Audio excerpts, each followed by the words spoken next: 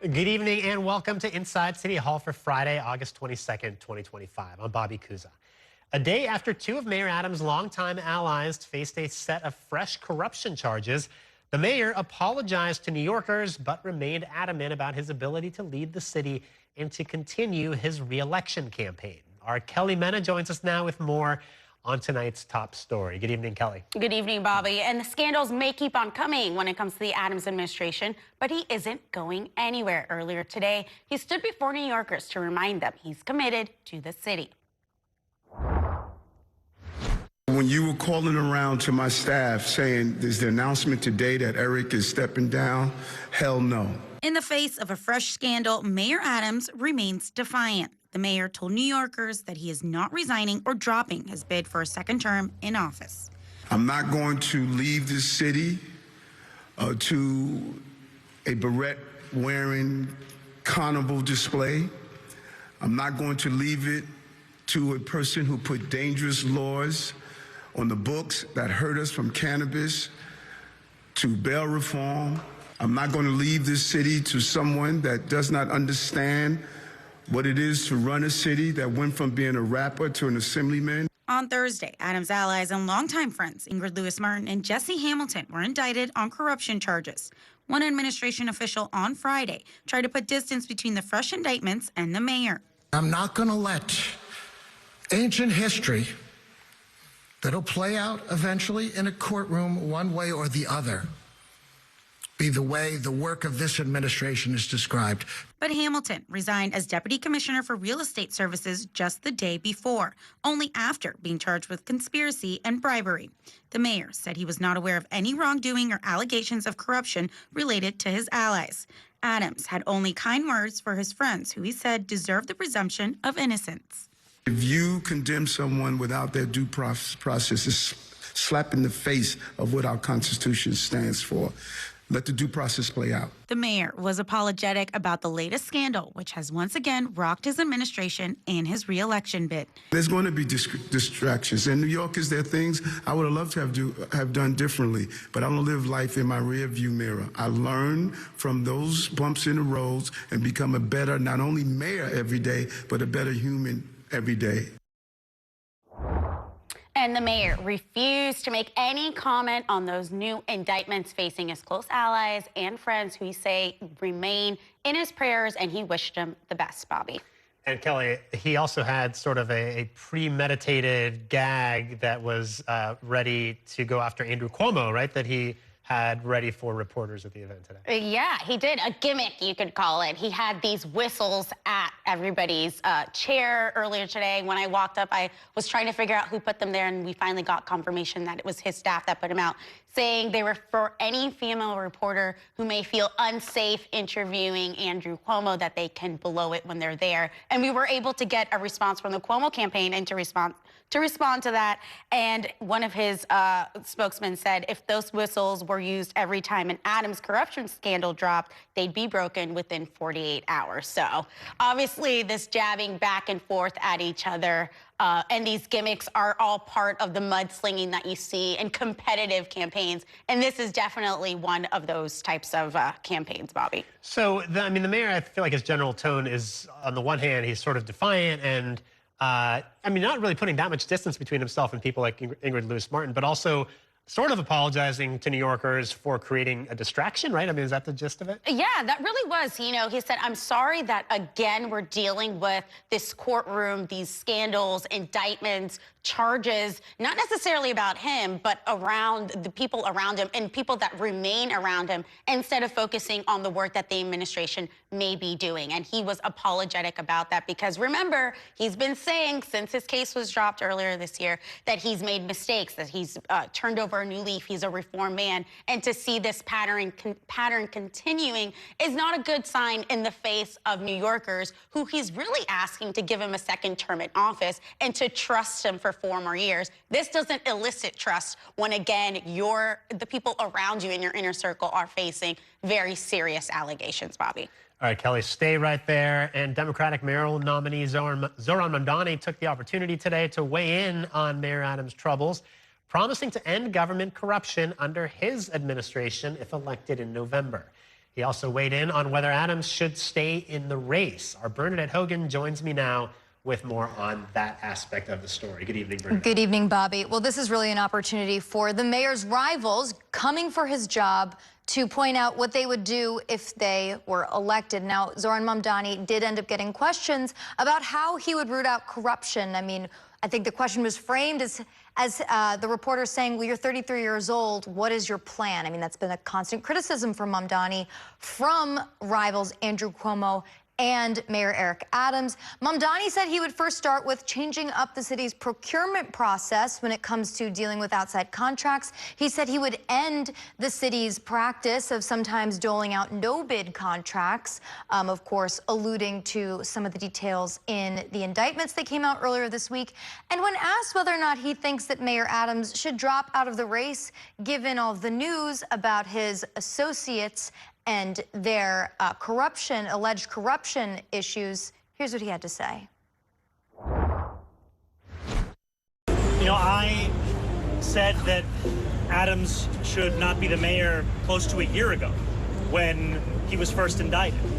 And I continue to believe that he has chosen to put himself forward at the expense of New Yorkers. We have seen a circus in City Hall for so much time while New Yorkers are in dire need of leadership. So Zohran Mamdani saying one of the reasons why he ended up launching, Bobby, his campaign just last year for mayor is because he thought that Mayor Adams was not doing a good job of handling certain aspects of city government. Now, Mamdani has worked with Adams in the past. He actually credited Adams with helping to get that original free bus pilot program along, and you know, its first iteration before it was taken out of the state's budget. But again, Mamdani is the front runner at this point, and any opportunity for him to criticize either Andrew Cuomo or Mayor Eric Adams, he's going to take.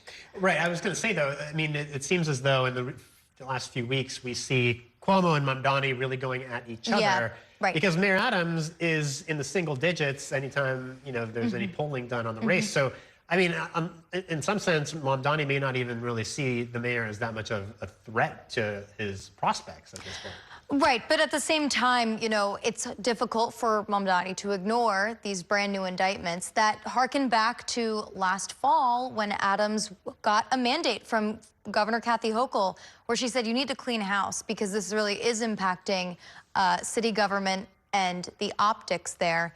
And again, Mamdani is able to bring up the past indictment and talk about the mayor's associates. I mean, the mayor is still the mayor up until January 1st. Whether he's the mayor after that is up to how these other candidates perform over the next couple of weeks. All right, Bernadette, you stay there. I'm going to bring in our Ayanna Harry now. She caught up with Andrew Cuomo in East Harlem earlier today. So, Ayanna, what was the former governor doing up there today? Well, Bobby, before we get into Andrew Cuomo and his day out on the campaign trail, I will note we did just get in some new numbers from the Cuomo campaign. This is for the most recent fundraising period. So this is mid-July to mid-August, and the Cuomo campaign says he was able to bring in $530,000 in contributions, and they're claiming $65,000 of that money will be eligible for matching funds.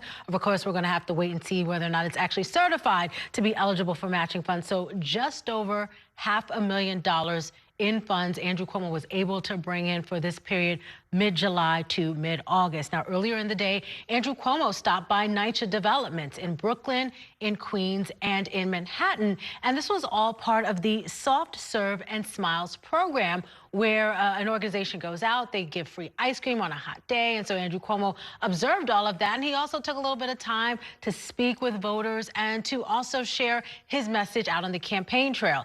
As he mentioned, we connected with Cuomo as he was in East Harlem, not too far away from the Legionnaires' outbreak in Central Harlem. Earlier this week, the former governor called on the State Department of Health to investigate the city's response to the Legionnaires' outbreak, particularly after we learned that several of the cooling towers linked to the Legionnaires' outbreak were on top of buildings that are owned by the city. Of course, Andrew Cuomo, he managed the state during the COVID-19 response, and I asked Andrew Cuomo what did he learn during that, and how would he apply that knowledge to the Legionnaires' outbreak? It's a function of government not doing its job in the first place. Inspections were supposed to be done.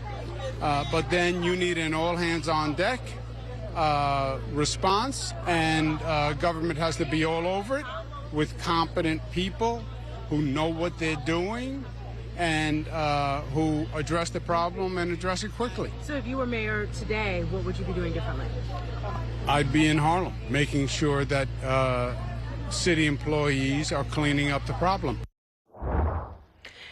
And I will note this is the end of what's been a busier campaign time for Andrew Cuomo. He has been out on the campaign trail connecting with voters this week. He stopped by Roosevelt Avenue in Queens. He held several press conferences this week. So it appears leading up to Labor Day, Andrew Cuomo is picking up the pace, getting out there a little bit more, sharing his message. He shared details this week also on his plan for education in the city, Bobby. Yeah, I was going to say Andrew Cuomo handing out ice cream cones is not something we saw during the primary, right? When he was really his campaign was really a lot more controlled, and he did much more controlled. Though during the primary, we saw very little interaction between Andrew Cuomo and the public. And now, you know, when we were out with Cuomo in East Harlem, people were really excited to see him. They wanted to take pictures with him. You know, one woman said, "I just took a picture with our next mayor because Cuomo's going to be the mayor." So a lot of really enthusiastic excitement. And it was interesting because after the primary, looking at the maps of throughout the city, and I saw in a couple of places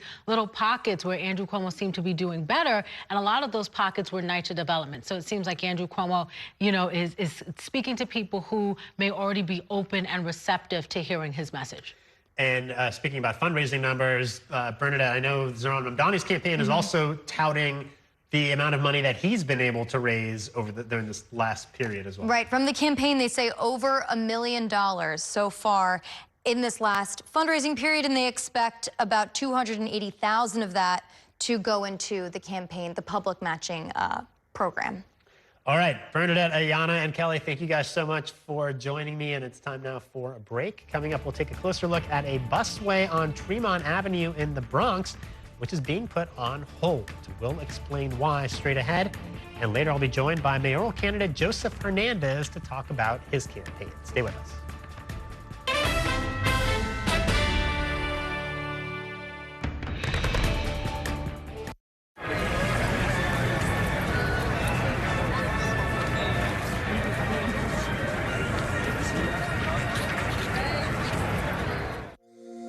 Every day tells a new story. At Mornings on One, we're dedicated to bringing you the stories that matter most to start your day. With in-depth coverage of the day's developing news. I'm Pat Kernan. Here are the stories we're following this morning. And weather updates every 10 minutes. Some morning sunshine possible, clouds take over. It's our responsibility to get you the information you need before you head out the door. Mornings on One, weekdays starting at 6 on the Spectrum News app. Free for Spectrum customers.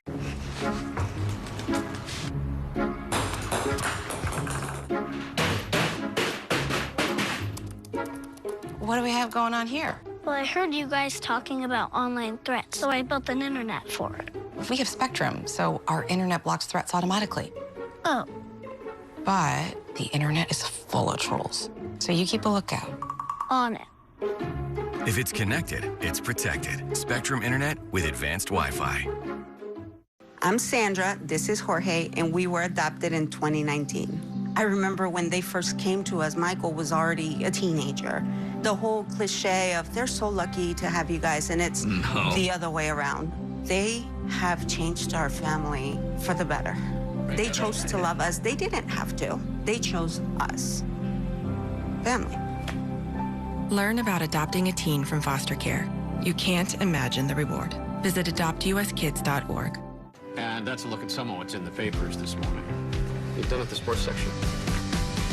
Today's story is about the latest chapter for a beloved local business.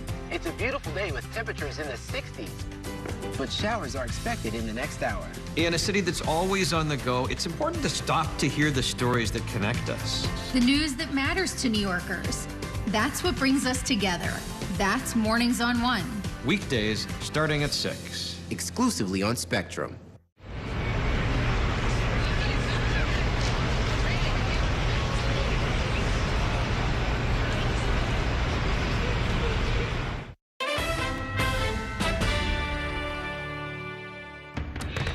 Welcome back to Inside City Hall. Another busway has been tabled for now in the Bronx. Tremont Avenue, where buses travel below 5 miles an hour, is the latest casualty, but it is still unclear why the project has been paused.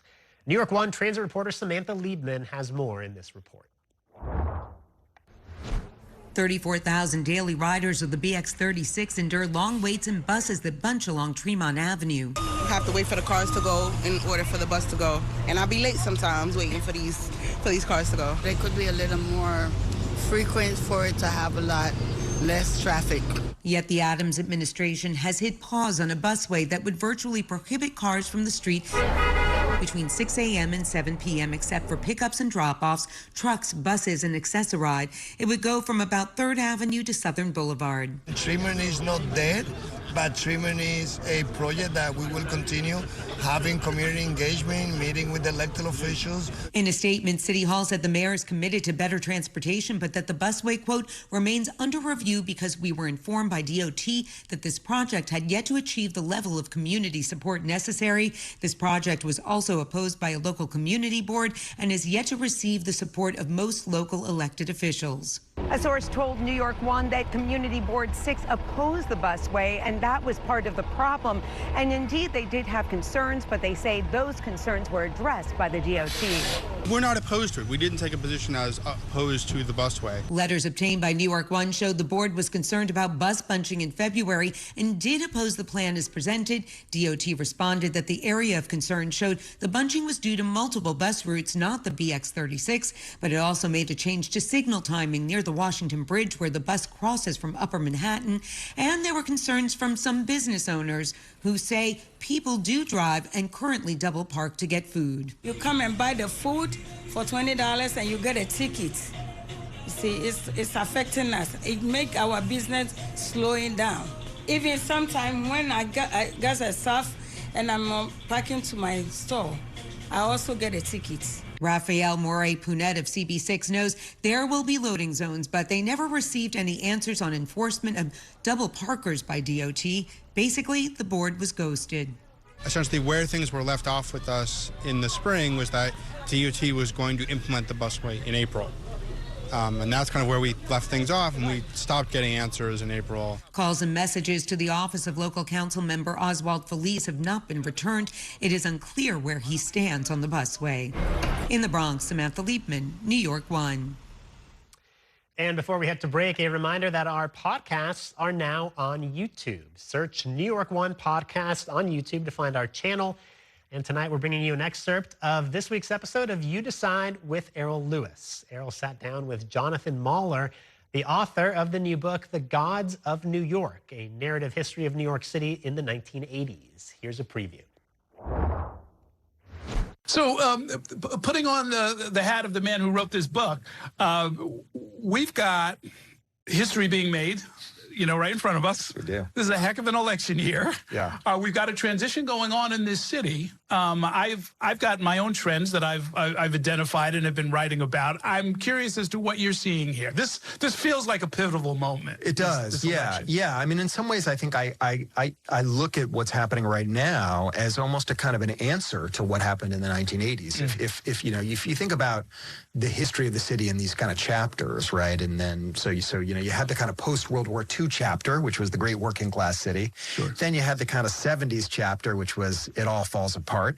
Then you have the 80s chapter where it all kind of bounces back and is reborn and the economy's reoriented around Wall Street, et cetera.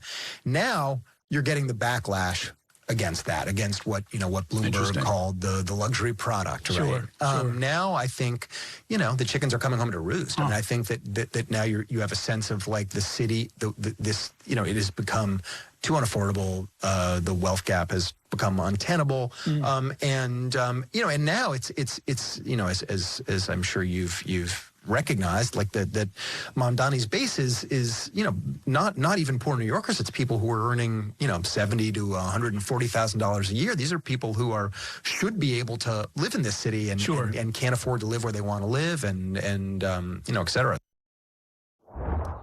You can catch the full podcast episode on our air on New York One this Saturday night. Starting at 9 p.m., we will air Errol's full conversation with Jonathan Mahler on the You Decide podcast. That'll be followed by the Off Topic on Politics podcast featuring myself, Courtney Gross, and Bernadette Hogan. That's at 9:30 p.m. It is time now for a break. Coming up, I'll speak with an independent candidate for mayor, Joseph Hernandez, about his decision to jump in the race and much more. Stay with us.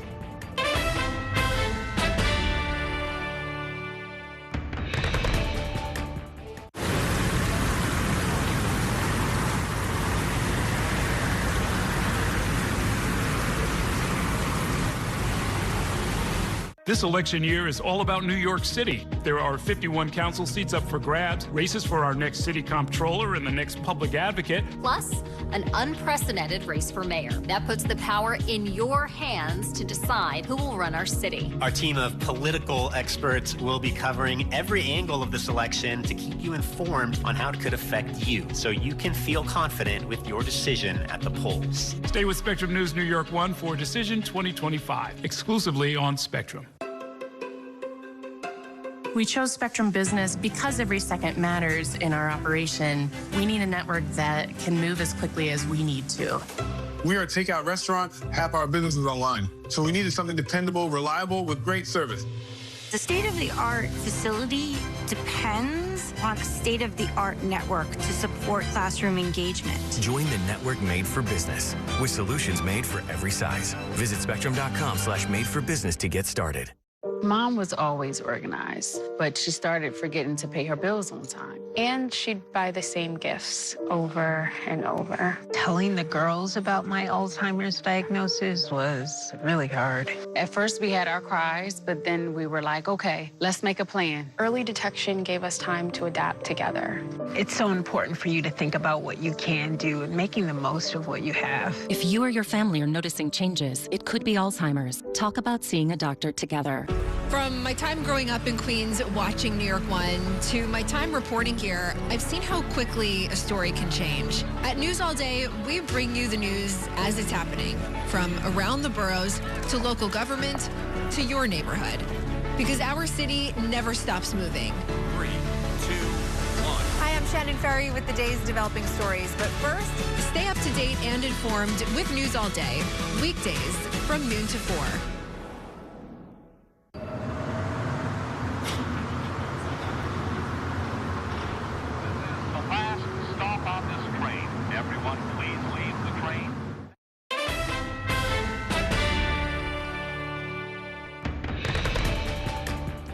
Welcome back to Inside City Hall. The head of the Federal Reserve suggests the central bank could soon cut interest rates for the first time since Donald Trump took office.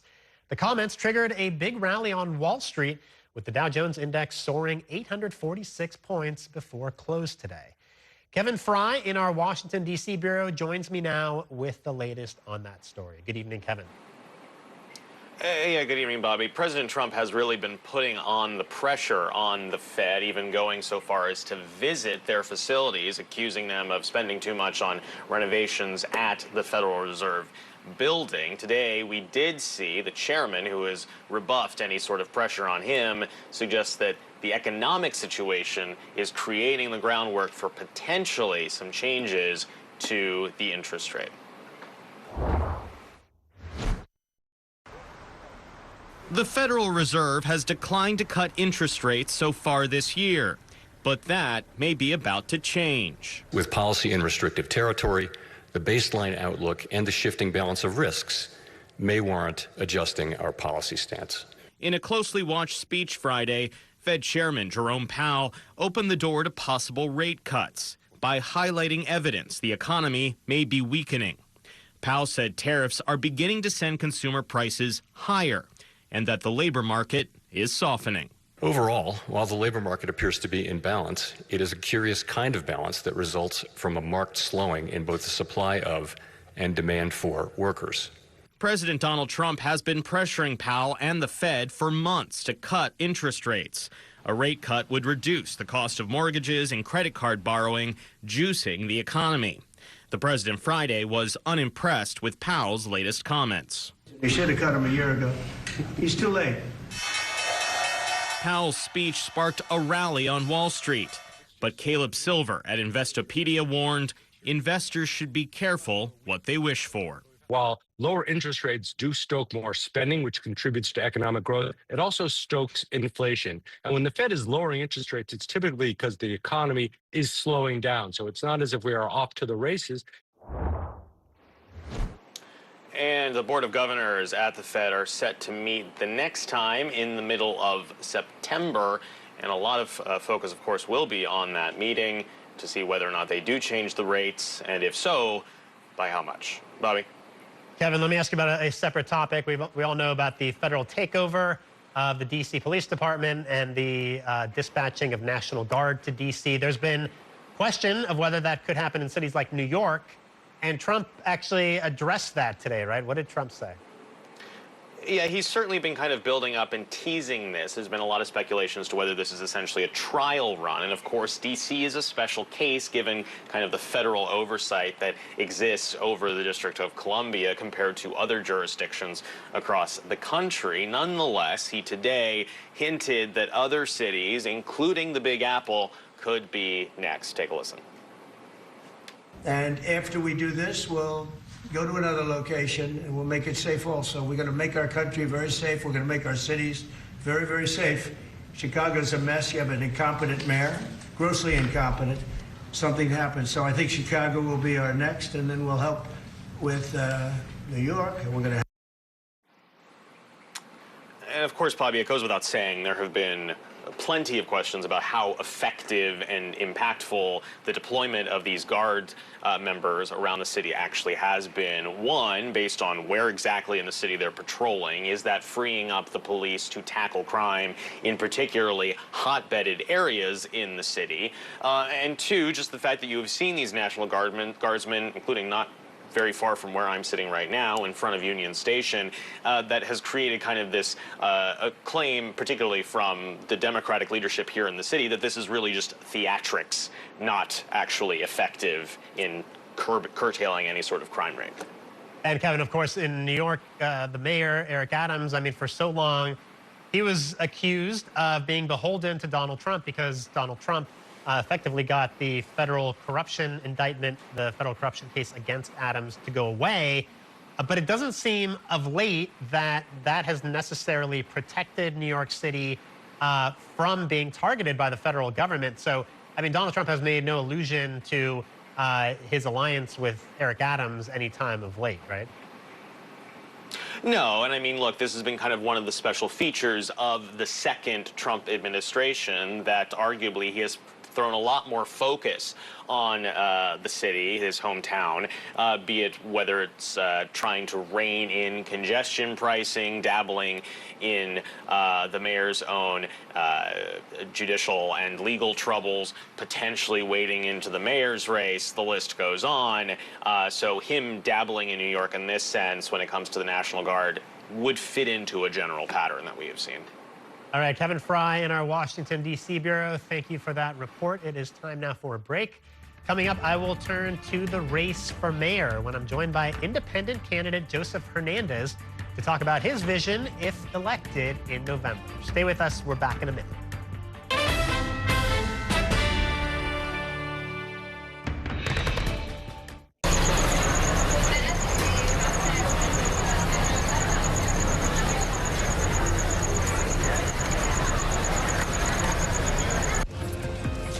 My time at New York One has shown me that in the city that never sleeps, the news never stops. So as the day winds down, turn to the rush hour. Good afternoon, I'm Monica Burke. To catch up on the stories that matter across the 5 boroughs, with in-depth interviews from the city's newsmakers, plus the latest forecast. Catching you up with today, preparing you for tomorrow. Right here on the Rush Hour. Weekdays from 4 to 7 p.m. Are you ready for the ultimate entertainment experience? Spectrum is bringing together the streaming apps you love. Plus, live TV for sports, entertainment, and news. All in one place, across your devices. So no matter when or where you are, it's all here. Spectrum, I'm Chris Jakovic. I served in the United States Air Force, and I deployed 3 times. So in 2017, I was serving as an Air Force First Sergeant. Our motto in that role is, my job is people, everyone is my business. But unfortunately, in that year, I would lose my own brother, Lance Corporal Adam Jakovic, to suicide. The majority of veteran suicides are from guns. I store my weapons securely, not only for myself, but for my family. My service never stops. At Spectrum Noticias, we recognize that our New York City community is vibrant and diverse. Spectrum Noticias delivers balanced coverage of the stories that matter in our communities and across the country. Our journalists are based in the neighborhoods we cover, ensuring you get in-depth reporting on what's happening in the places we call home. So join us at Spectrum Noticias. We're always on, always there for you. Now available on your TV. Check your local listings. Also available on the Spectrum News app.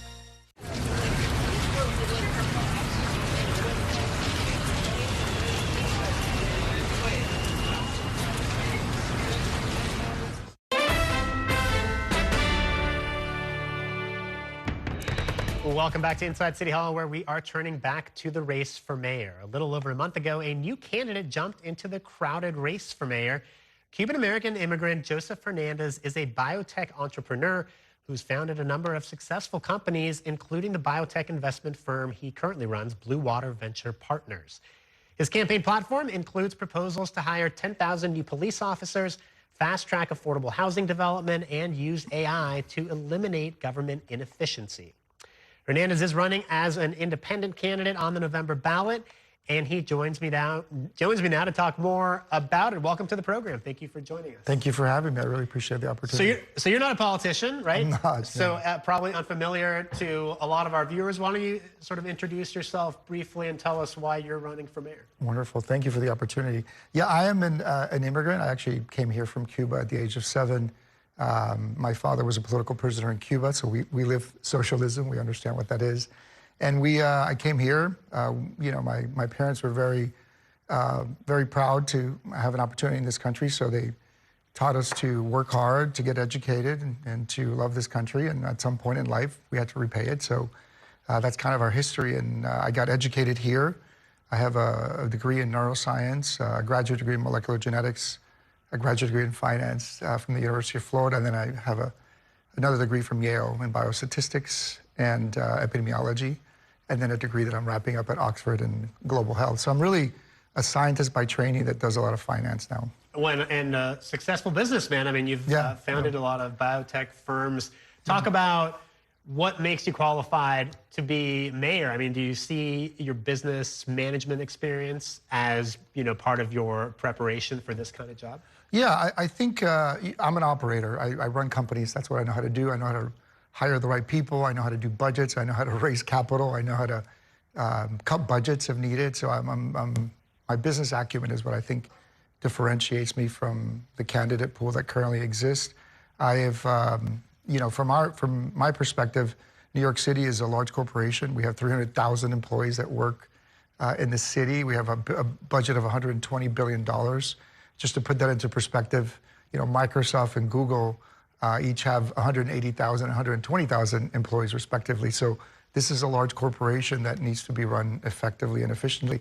And at the end of the day, we're providing a service. We're providing a product, and the product is services to the people that live in the city. So it's no different than running a corporation, and I'm very well suited for that. I've done that all my career.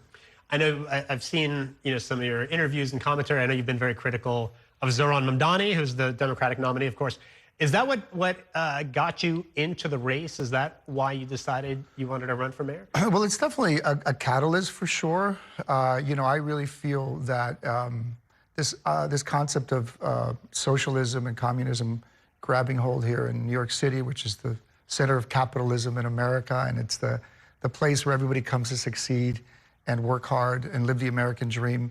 I found that a little challenging for me to accept, so I really stood up and said, this is the opportunity for me to stand up, pay back this great society that's given me so much. And I'm a believer in capitalism. I'm a believer in the invisible hand of the market. And I'm a believer that this city is a city of immigrants where people come here to work hard and change their lives. So you are running on an independent line, right? The Correct, yeah. Quality of life line, right, is the name of it. Where do you put yourself, though, on the political spectrum? I mean, do you skew more to the left or to the? Have you been a registered Republican? Yeah, I'm a registered Republican, but as I have mentioned earlier to folks that have asked me the same question, I'm really a centrist. I'm like most New Yorkers. I think most New Yorkers want the government to be efficient, not to overtax them, and they also believe in in individuality. Love who you want to love. Do you lead your life the way you want to lead your life? So I really believe in that. I think most Americans, most New Yorkers feel that same way. So I really view myself as a centrist. So as a political matter, Zohran Mamdani obviously is the front runner for the general election, and there's a lot of other candidates running. As I'm sure you know, there's a lot of talk of the rest of the field splitting the vote and then effectively handing the race to Mamdani. I mean, what do you think of this idea that the rest of the field should consolidate around one candidate who has the best chance to beat him?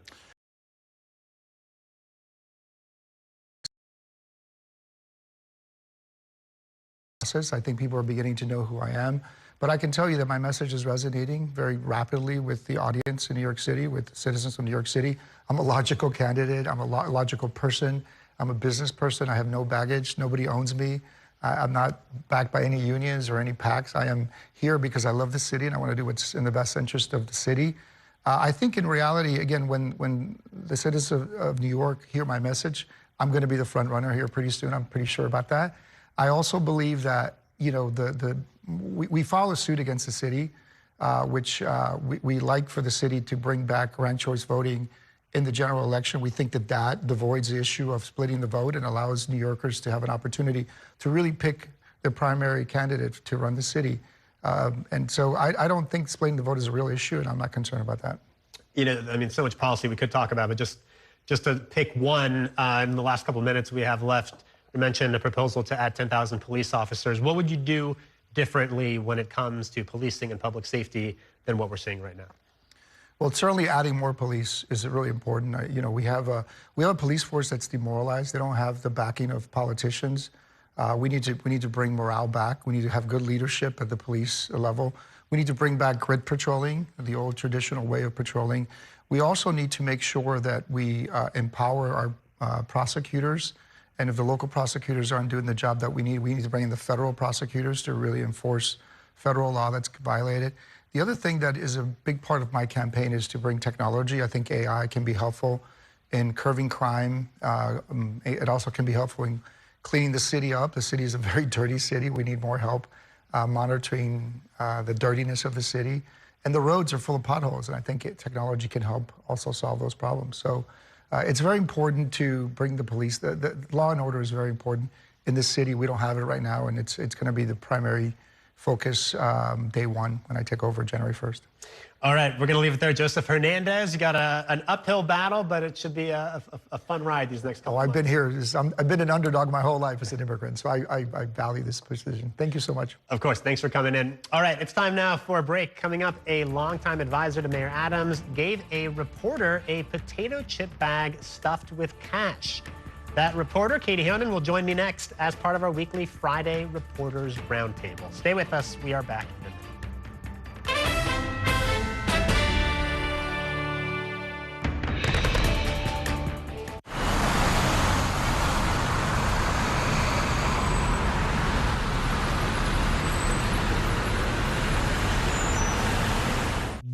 If it's the theater you love, then we've got just the ticket.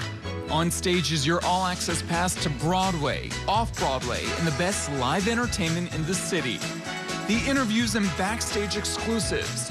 All that's made On Stage the go-to source for entertainment for over 20 years. Join us every Saturday and Sunday at 7:30 p.m. for On Stage. Also available on the Spectrum News app. I'll see you at the theater, exclusively on Spectrum. I'm kind of a deal hunter. I like to make sure we got the best deal. We used a Spectrum savings calculator before. I learned that since we're existing Spectrum internet customers, we get a mobile line for a year. Having a line for a year would be amazing. I looked at you and I said, how is the savings so substantial? Yeah. Switch and save with one mobile line included with your internet service. Backed by the Spectrum commitment to keep you connected. I'm an ex-drug dealer, and I'll be your sub today.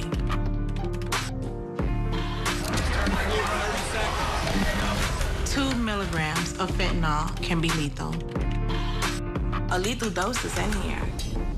Who gets it, I won't know. It's cheap, it's potent, and it's profitable. The sad reality is fentanyl is being mixed into everything now. More kitchen now. My father was a New York City firefighter. My mission, like his, is to serve New Yorkers in a city that doesn't stop when the sun goes down. Being with New York One since the beginning, I'm now honored to join you even earlier each weeknight. Starting at 8 with New York Tonight, we'll explore the latest news developments, followed by New York One at 10 to wrap up your day. So join me each weeknight starting at 8 right here on New York One.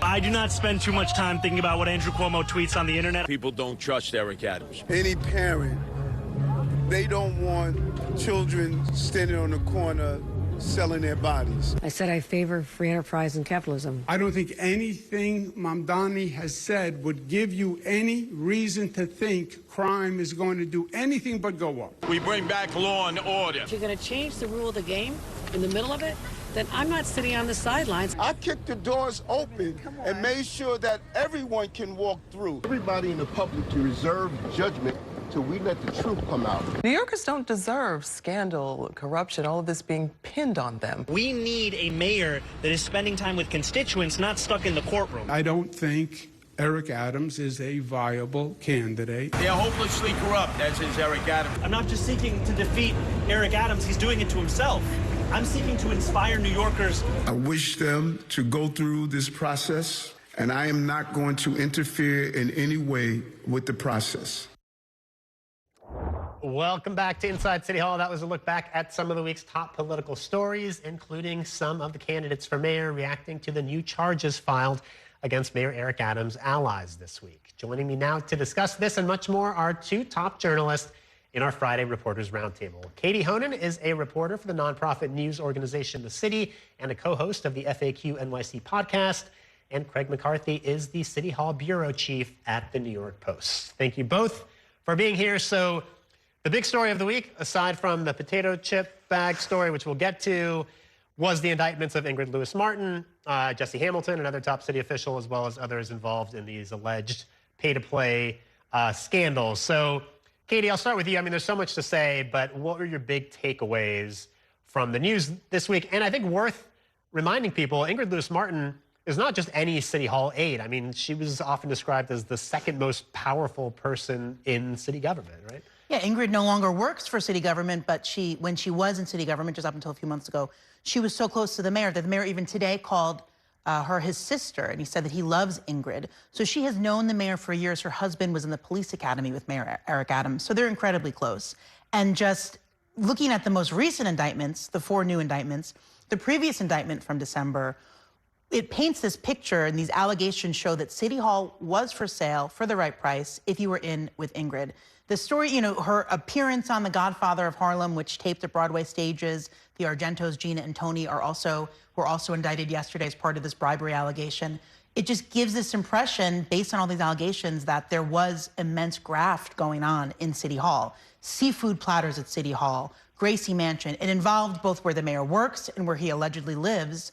And it's hard for most voting New Yorkers with any kind of critical thinking skills to really differentiate Eric Adams from everyone else, as much as he and his administration tries to. Yeah, Craig, what are your takeaways from the indictments? Well, I think, you know, we have to look at when Eric Adams came into office, you know, the issue he had was the image problem of coming from corruption or having some maybe shady dealings and stuff like that. And this is one of those things that voters will look at, pundits will look at and say, like, this is exactly what we were talking about. I mean, the first indictment of Ingrid Lewis-Martin was kind of, it really didn't kind of connect her as much as obviously this one does. These 4 do, to that matter. And I think, the biggest takeaway of this was, that I took away from this is one of the worst allegations in this is if they got an answer that they did not like. There was a fire marshal who didn't like an answer, gave you an answer they didn't like. They had them replaced, or they tried to have them replaced. And, the parallels between this and the allegations that Eric Adams faced in his federal indictment with the Turkish consulate are kind of stark. Right. So there's been a lot of conversation about the impact on the mayor's race. I mean, the mayor is polling in single digits. He's sort of at rock bottom, so I don't know that he can get any lower. But, I mean, this doesn't help if he's trying to dig himself out. Right. So, I mean, how do you see this playing out in the race? Well, it's interesting. We saw the clip of it at the beginning of this. The mayor had a press conference today at City Hall next to his first deputy mayor, Randy Mastro, who came on March 20th, or at least officially appointed. And they just really tried to distance themselves from what we read yesterday. Randy Mastro even said that the allegations are, quote, ancient history, and that the people are former government officials. Okay, well, Jesse Hamilton worked at City Hall and DCAS, appointed by City Hall, until yesterday. And the allegations go through 2024, which I think in an art history perspective is not ancient history. So it actually is not just misleading the public. You are actually standing at a podium and lying to the public, trying to create distance that doesn't exist between you and a person who you in the same breath are saying, this is my sister and I love Ingrid. So it's just this confusing level of, and again, this is stuff that happened in Mayor Adams' administration. And notably, Ingrid Lewis Martin is still on the campaign. She's still volunteering. Right. They suspended Winnie Greco. She's no longer on the campaign after Chipgate. But Ingrid is still a top advisor to Mayor Eric Adams when it comes to his campaign.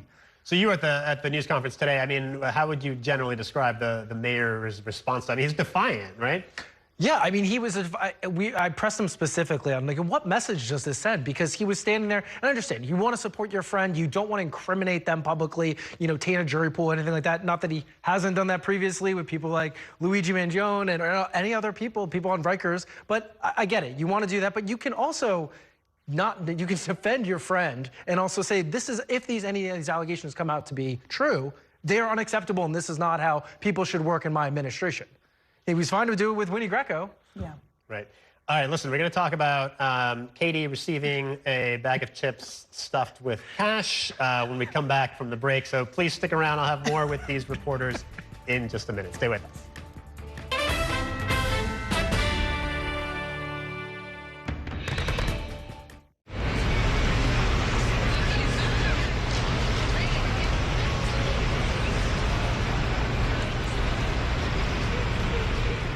As native New Yorkers, the weekend team at New York One is here to be a voice for your community. Our focus is to uphold the journalistic principles our network was built on.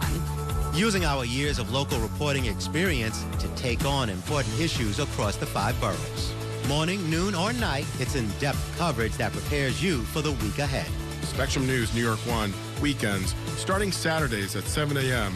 Available on all your devices exclusively on Spectrum.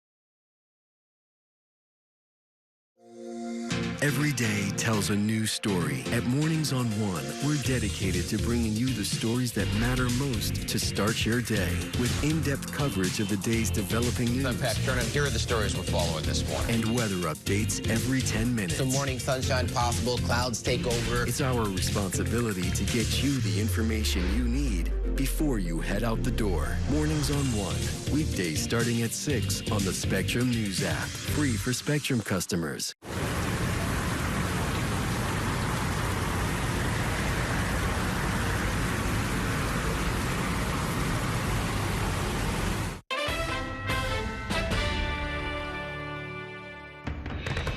Welcome back to Inside City Hall. I'm once again joined by my Reporters Roundtable, Katie Honan of The City and Craig McCarthy of The New York Post. So, Katie, you did something this week that no journalist likes to do, which is you became the story after Winnie Greco, a former longtime advisor to the mayor, gave you a bag of potato chips stuffed with cash. I'll let you take the story. She basically reached out to you after a campaign event that the mayor held where you had seen each other, right? Yeah, so I've covered Winnie. My colleagues and I have covered Winnie extensively since she's worked for the mayor. She left in the fall, but we're just still, always kind of reporting, nothing actively, but I've seen her at every single Eric Adams campaign event, which at first I was shocked that she was still volunteering for Eric Adams' campaign, and that was my mistake for being shocked by that. Every time I go to cover something, whether it's a campaign office opening or a rally, she's there, kind of lingering in the back. I always chat with her, and she's always very friendly, and she tells me she wants to talk to me, which as a reporter, that's all you could ask for. I saw her at the Harlem event before. She said, we'll talk later. I'd given her my number at a previous event, so she had that. And then after the Harlem campaign office opening, which I should note was just completely uneventful and unnewsworthy to begin with, she told me, call me. I met her across the street, and we walked into the Whole Foods on, I guess, 125th and Lenox, and she gave me this bag of potato chips that was open, but Craig can attest, I'm always offering people food, so it didn't strike me as that weird that she gave it to me. Didn't open it, we chatted.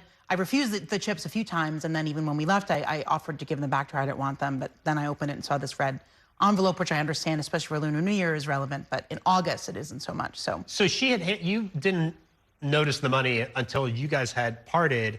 So she never, overtly asked you for anything, or there was no sort of quid pro quo that she was expecting from you? No, she never said anything like that at all, and I asked her if she'd spoken to Ingrid because we heard these indictments were coming out, and then she told me that she's a good person and she wants to be my friend and that kind of thing. So there was nothing out of the ordinary until I saw the money, which is a position I've never imagined I would be in. And I just immediately called my editors and tried to figure out, I tried to give the money back to her, but she had already left. It all kind of transpired within a few minutes. So, she and her attorney have both said this is sort of a cultural misunderstanding, and essentially this was really just a token of friendship. I mean, I'm paraphrasing here, but I mean, Craig, you're on a story today. I know some of you and your coworkers actually tracked Winnie Greco down today and, tried to see if she would explain herself. And I mean, it seemed like she gave sort of a little bit of an incoherent explanation. Yeah, so one of our reporters was there this morning and tracked her down, and at her house. She was leaving, going into her car, came back out of her car, and to give this explanation that really didn't make any sense. She said that it was a birthday gift that somebody just given to her, and that Katie was trying to hurt her. So we couldn't really figure out what was going on here. We just figured out that her birthday is actually August 4th, so it really didn't make sense maybe somebody just gave her a birthday, but this is a shifting narrative that they've had here. The attorney had no idea what she was talking about when I called him today. Saying that it was just a cultural thing, that they're used to doing that in China, giving, I guess, these lumps of sum to journalists that come to cover them. Right, and there was an article in the Times yesterday about the fact that even at some of these Adams campaign events, these envelopes, red envelopes of money, have been given out to, I guess, primarily to Chinese language journalists, right? So, I mean, it seems like this is not a total anomaly. Obviously, it's not part of the culture of American journalism to be accepting money, from your subjects, but this is something that apparently has happened at these campaign events before. Yeah, they were explained, according to the Times story, as sort of a thank you for attending, or maybe covered the cost of transportation. And look, I think when it comes to Winnie Greco, her shifting answers, again, she worked for the city for 2 years, more than 2 years. So she should know better. They presumably get ethics training. And I look at it more broadly, right, at who Eric Adams surrounded himself with for years. He traveled with Winnie. There were lots of questions about their travels to China and her friendship arch that she was pushing for in Sunset Park and its involvement with the Chinese government. So someone like Winnie, again, we view sources as they aren't. I wouldn't even call her a source. She's been a subject of my reporting, certainly not a source. And, what she did was very unfortunate because she should have known better. And again, it all goes back to the mayor of New York City and the people who he has surrounded himself with and who he has really tried to distance himself from. But it's kind of hard to do so when you continue to allow them back in your orbit. Well, and you mentioned the reporting that you've done and that the city has done. I mean, the city has done very deep investigative reporting into Winnie Greco, exposed a lot of her conduct, that raised ethical or legal questions. So, I mean, she knows who you work for, right? She knows that the city has been very hard on her. And, I mean, presumably that was part of the subtext of what was happening here. Yeah, it was never told to me what she wanted. She just said she wanted to be my friend. And I've said before, I don't need lumps of money. You know, that if she wanted friendship, and that to me strikes me as, it's very sad. I try to at least have empathy for people I cover, whoever they are, in terms of what led them to do that, what their motivation was, any confusion along the way. But it put me in a tough spot, obviously, and we had to kind of move quickly to report this and get it out of our hands. And Craig, at the news conference today with the mayor, I mean, you touched on this before, he was asked about this and kind of tried to put some distance between himself. Yeah, I mean, he condemned this. I mean, this was something he said, this is not something I support. And, you know, he's like, she has been suspended from the campaign. He's no longer working on the campaign. And notably, as I said, different than everybody else. Everybody else that was named in the indictment yesterday, you know, Jesse Hamilton and everything like that, he did not distance himself from them. When, you know, obviously this is a very unethical thing that happened, but when we look at it, it wasn't illegal. I mean, in this stage of everything, it didn't seem like it broke any actual laws in her position, what she does right now, but these other people are accused of crimes. Right. And she's been suspended, but, you know, she was a volunteer on the campaign. She didn't really have any official position. And Katie, you don't actually know how much money was in the envelope, right? Because you guys got confirmed today it was $300. $300. So, but you did not open it initially because you guys sort of wanted to leave it as evidence, I guess? I didn't want to count it on the street or the subway. I did notice it was 100 with some 20s wrapped around it. And then once I spoke to my editor, I just didn't want to. And there were chips in the bag. I didn't eat any of the chips. There were chips in the bag. There were chips in the bag, yeah. Right. So you guys actually called, I mean, you guys contacted authorities. Department of about Investigation, this, right? and then, you know, because it was our understanding that she was still being investigated. Again, because it kind of goes back to what Randy Mastro said. Even if someone is no longer working for the administration, there's stuff that they allegedly did while they were in your administration, which was an ancient history. It was actually just like a few years ago. Right. Not even that long. All right, guys, we're going to leave it there. Katie Honan, Craig McCarthy, thank you guys so much for coming in tonight. And that is going to do it for tonight's show. Stay tuned for another episode of our weekly national political show, The Big Deal with Errol Louis, at 9 o'clock. Thanks for watching, everybody, and have a great evening. We will see you the next time on Inside City Hall.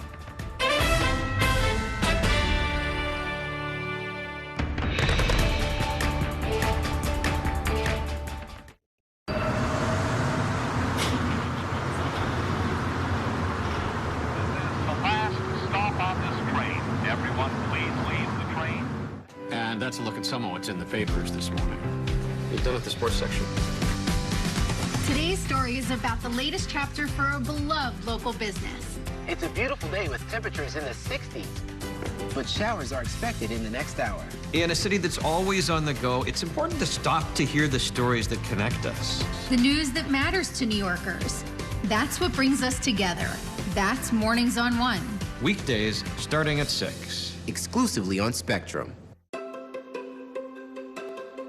We chose Spectrum Business because every second matters in our operation. We need a network that can move as quickly as we need to. We've built some clientele that are not local, and live streaming is the way we connect. We are a takeout restaurant. You order your food online, half our business is online. So we needed something dependable, reliable, with great service. The state-of-the-art facility depends upon having a state-of-the-art network to support classroom engagement. When we had our grand opening, we needed to be able